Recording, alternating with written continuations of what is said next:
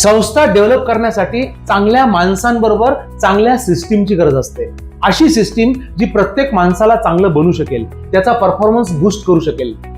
आणि चांगली system develop करण्यासाठी लागतात प्रत्येक डिपार्टमेंटच्या काम करण्याच्या प्रोसेसेस, प्रत्येक कामाच्या प्रोसेसेस, ज्याला म्हणलं जातं standard operating process, SOP.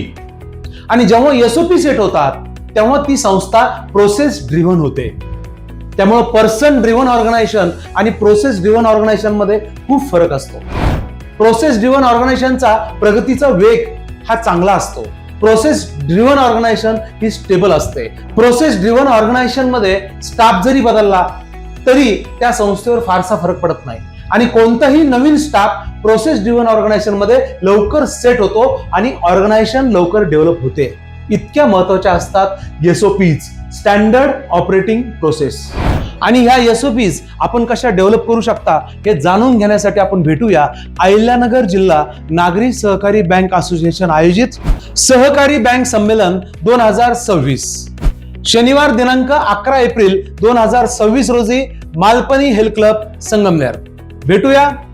Thank you.